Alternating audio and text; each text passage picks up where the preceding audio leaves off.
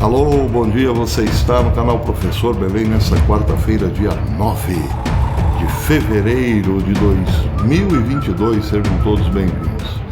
Meus amigos, a situação está tão caótica, mas tão caótica, que de repente somos obrigados a torcer por Mark Zuckerberg para evitar um mal maior. Explico.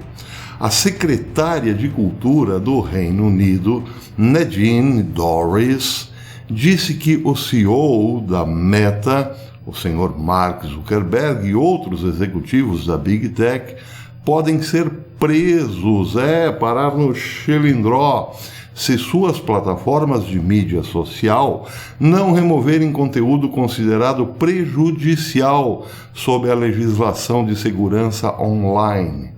Isso quem relatou foi o Telegraph. De acordo com o Telegraph, sob a proposta do projeto de lei de dever de cuidado, o regulador de comunicações Ofcom pode prender líderes de tecnologia por até 2 anos por não excluírem informações ilegais. O governo da Inglaterra disse, na sexta-feira, que o projeto de lei foi alterado para incluir acusações criminais adicionais, como pornografia, crimes de ódio, fraude, vendas de narcóticos ou armas ilegais, incentivo ou assistência ao suicídio e contrabando de pessoas e exploração sexual. Até aí, tudo muito certo, parece realmente tudo muito correto. As plataformas deveriam, sim, excluir todos esses conteúdos, principalmente o de crime contra crianças.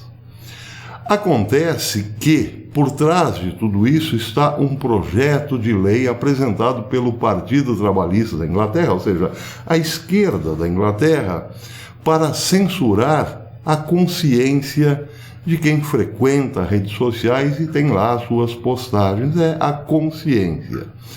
Bem, a situação é um pouco complicada, porque de fato Mark Zuckerberg mereceria, não só ele, como muitos outros CEOs, mereceriam sim puxar uma certa cana, porque tem escondido informações preciosas, valiosas, tanto para a saúde quanto para a moral do ser humano, como, por exemplo, o caso do Twitter de ter acobertado as falcatruas da família Biden durante a campanha presidencial, onde Biden travava uma batalha contra Donald Trump. Se a sujeirada da família Biden fosse divulgada na época, certamente haveria uma rejeição ainda maior ao candidato democrata. Não foi o que aconteceu. Pelo contrário, o Twitter acabou banindo Donald Trump, acusando de incentivar a invasão do Capitólio, entre outras cocitas más. Bem, isso é um exemplo. Acontece que o outro lado mostra que há uma super tolerância do Twitter, do Facebook, por exemplo, com grupos terroristas, com grupos anti-Israel, grupos fascistas, por exemplo. Existem páginas e mais páginas de líderes de organizações como Hezbollah, Al-Qaeda, Talibã, que têm livre curso, tanto no Facebook quanto no Twitter e outras plataformas.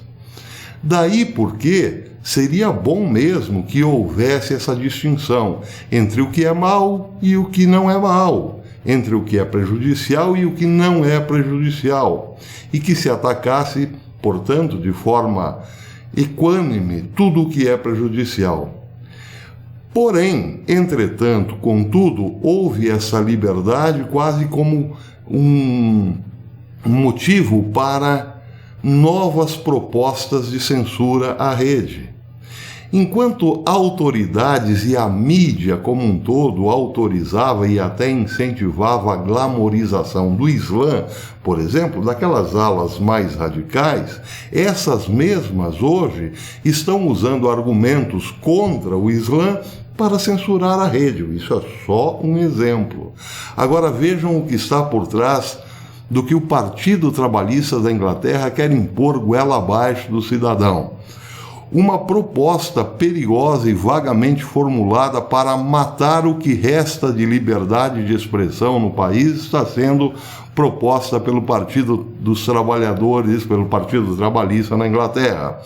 O governo do Reino Unido confirmou que as recomendações feitas pela Comissão Jurídica em relação ao polêmico projeto de Lei de Segurança Online, que, entre outras coisas, criminaliza comunicações que enviam, prestem atenção a esse termo, abre aspas, informações conscientemente falsas, fecha aspas, foram adicionadas à parte atualizada da própria legislação. Perceberam informações conscientemente falsas. A consciência entrou sob o embate da censura, sob a trava da censura. É a nossa consciência. O projeto de lei está sendo apresentado como um esforço para melhorar a regulamentação anti-assédio online, mas os críticos estão constantemente alertando que muitas de suas disposições, muitas vezes, devido à linguagem excessivamente ampla e aberta à interpretação, podem ter a consequência de prejudicar a liberdade de expressão no país. É claro, porque o que está em tela aqui é o seguinte. Imaginem, por exemplo, vamos pegar o filme Não Olhe Para Cima.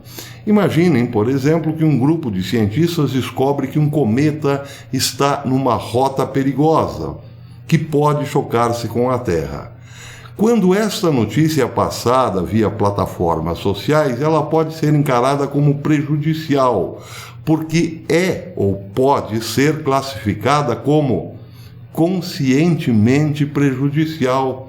Ou seja, o cientista que tem motivos matemáticos para dizer que um cometa pode colidir-se com a Terra, ao informar isso, ele está sendo conscientemente criminoso ou prejudicial, porque poderá gerar um certo pânico desnecessariamente, já que não existem ainda por parte de toda a comunidade científica um acordo se de fato o cometa se chocará com a Terra ou não. Digamos que exista 1% de possibilidade de que não. Isso é razão suficiente para enquadrar o cientista que deu a notícia como conscientemente criminoso, porque ele pode estar errado, já que existe 1% de chances do cometa não atingir a Terra. Mas a coisa não para por aí. Imaginem que, de fato, sim, o cometa vem em direção à Terra e já pode ser visto por cada um de nós. Basta olharmos para cima. Então, o mesmo cientista publica a seguinte nota: não tem mais como negar, nós já estamos vendo o cometa. Ele se chocará com a Terra e provavelmente a humanidade irá para as cucuias. Este mesmo cientista agora pode ser incriminado por estar levando o pânico de forma consciente e criminosa, a ponto de que as pessoas se suicidem. Para que dar esta má notícia? Só para gerar o pânico. Então, criminalize-se o cientista. Não olhe para cima. Aqui a ficção está se tornando realidade. Primeiro, eles incentivaram tudo o que é ruim nas próprias redes para ter um argumento depois de controlá-la absolutamente. O que está por trás de tudo isso, na verdade, é o seguinte: daqui a pouco nós não teremos o direito à livre expressão, ou seja, falar, emitir opinião só dentro de casa, assim como a prática da religião. Você pode, desde que seja no fundo do seu quarto com a porta bem fechada. Falar em público, nem pensar. Só os chefes poderão falar. Teoria da conspiração, você acha? É mesmo? Muito bem. Isso quer dizer mais censura pela frente, não é mesmo? Então aguardem.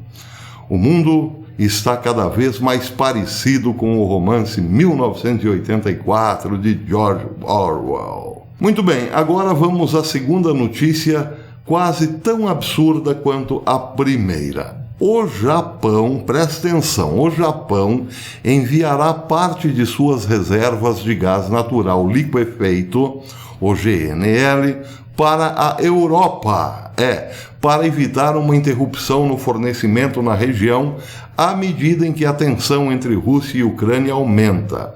Quem informou isso foi o governo japonês hoje, quarta-feira.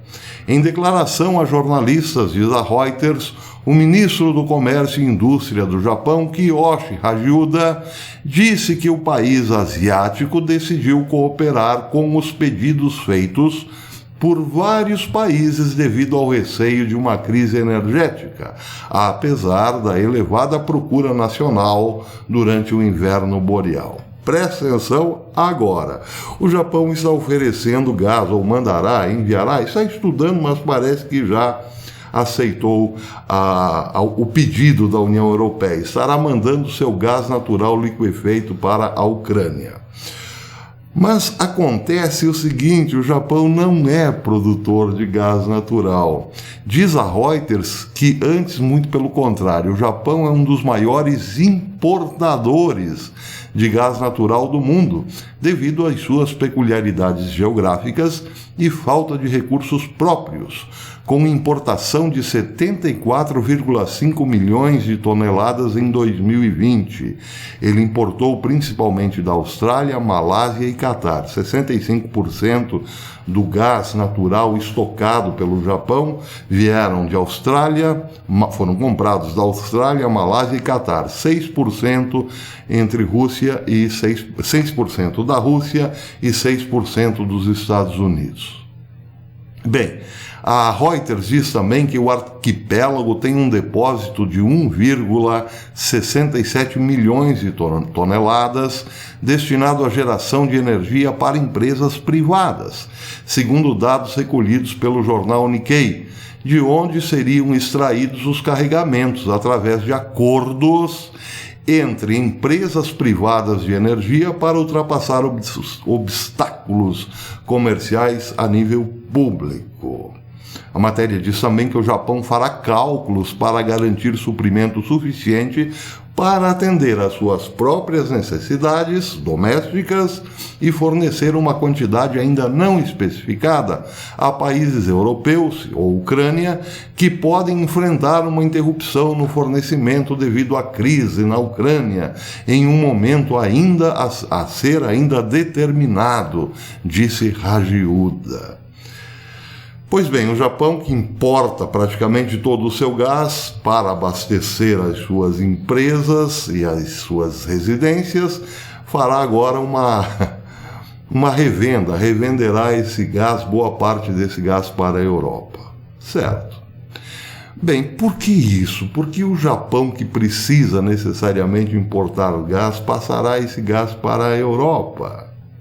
Ora, porque a Europa, a União Europeia, está desesperada, está buscando gás em tudo que é canto, porque tem certeza que, uma vez que provocar a vara com onça curta, ou o contrário, terá o seu gás cortado. Uma vez que impuser sanções comerciais pesadas à Rússia, não haverá mais gás russo. E aí como fica? Bem, aí vem o desespero. Vamos pedir para quem tem gás. O Japão não produz, mas tem lá um grande estoque, então, por favor, dá-me cá. Agora, a pergunta que não quer calar. Esse arranjo desesperado durará até quando? Bem, não podemos imaginar que isso dure para sempre, evidentemente. Este gás que sairá do Japão, que já foi comprado a preço de ouro, sairá do Japão para a Europa, custará preço de ouro ao quadrado. Essa arquitetura não se sustenta comercialmente e nem também logisticamente, claro. É só um remendo. É isso aí, um remendo novo em roupa velha. Quem conhece o Evangelho sabe o que dá colocar remendo novo em roupa velha. Palmas para gente como Joe Biden e todos os tecnocratas da União Europeia. Gênios! Até depois.